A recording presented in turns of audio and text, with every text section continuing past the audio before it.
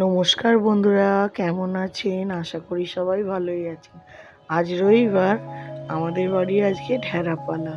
শ্রাবণ মাসে হয় না, সেই ঢেঁড়াপালা। তো আজকে আমাদের বাড়িতে ভাত হবে না। চলুন আজকে কি কি রান্না হয় দুপুরে আপনাদের সঙ্গে একটু শেয়ার করা যাক। এই যে ঢেঁড়াপালায় তো ভাত হয় না, ময়দা হয়, তো বেশি কিছু করব না, একটু লুচি করব। গরম গরম ফুলকো ফুলকো লুচি আর ঝাল ঝাল আলুর তরকারি, আর একটু মিষ্টি, লুচির সঙ্গে একটু মিষ্টি হলে ভালো লাগে, তাই সিমুই। তো আজকের রান্না বান্নাটাই তোমাদের সঙ্গে শেয়ার করতে এলাম। দেখো, সবাই তো সবার রান্নার পদ্ধতি সমান নয়, তো আমি কিভাবে রান্না করি সেটা তোমাদের সঙ্গে শেয়ার করলাম। তোমরা বলো যদি কিছু ভুল করে থাকি, কিংবা তোমরা যদি কেউ অন্য কোনোভাবে কোনো রান্না, এই রান্নাগুলি অন্য টাইপের করো, তাহলে আমায় একটু কমেন্ট করো। আমার ভিডিও তোমাদের কেমন লাগছে প্লিজ জানিও। কমেন্ট শেয়ার করতে তো ভুলো না। আমার পাশে থেকেও, যাতে আমি আগামী দিনে আরও ভালো ভালো ভিডিও বানাতে পারি। তা তোমাদের কেমন লাগছে বলো।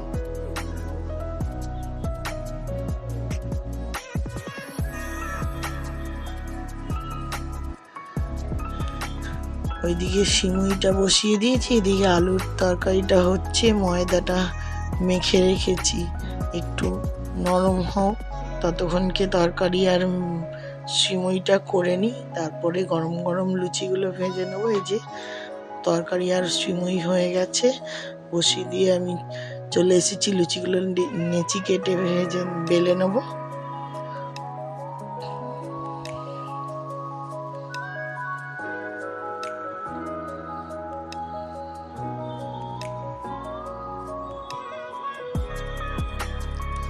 যেদিনই দুপুরে লুচি পরোটা এইসব হয়, সেদিন তো আমার ছেলের খুব আনন্দ।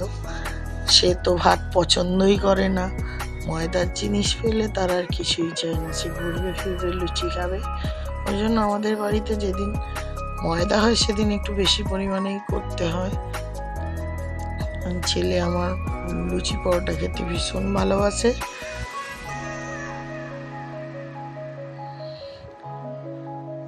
তার তো আনন্দের আর অন্ত নেই লুচি পরোটা হওয়া মানে।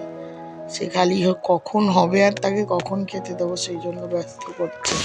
এই যে নেচি কাটা হয়ে গেছে, এই নেচিগুলো আর প্যাকেটে ধরলো না। আমি একটু লুচি পরোটা করলে ময়দাটা মেখে প্যাকেটের ভেতরেই রাখি, যাতে ময়দাটা তাড়াতাড়ি নরমও থাকে আর সফটও হয়ে যায়। অনেক সময় এমনি রাখলে শুকিয়ে যায়, হাওয়া টেনে নেয়। এই যে লুচিগুলো কয়েকটা বেলে নিয়ে চলে এসেছি ভেজে নিতে। দেখো লুচিগুলো আমার কি সুন্দর গোল গোল হয়ে ফুলছে, ভালো লাগছে না দেখতে? লুচি যদি না ফোলে তাহলে লুচি ভাজতে ইচ্ছে করে না। কি ভালো লাগছে দেখো ফোলা ফোলা লুচিগুলো দেখতে। এবার চলো ভেজে নিয়ে ঝপ করে ছেলেকে খেতে দিয়ে দিই। অনেকগুলো লুচি ভেজে নিয়েছি, বাকিগুলো ভাজবো। সব একসঙ্গে ভেজে নিলে তো ঠান্ডা হয়ে যাবে।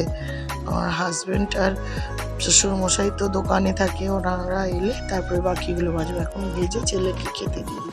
এই যে মোটামুটি কিছুগুলো ভাজা হয়ে গেছে, এবার খাবারটা বেড়ে নিয়ে ছেলেকে খেতে দিয়ে দেবো। আজকের ভিডিওটা আর বাড়াবো না, এই পর্যন্তই। দেখা হবে একটা নেক্সট ব্লগে। টাটা, সবাই ভালো থাকবেন, সুস্থ থাকবেন, আর আমার পাশে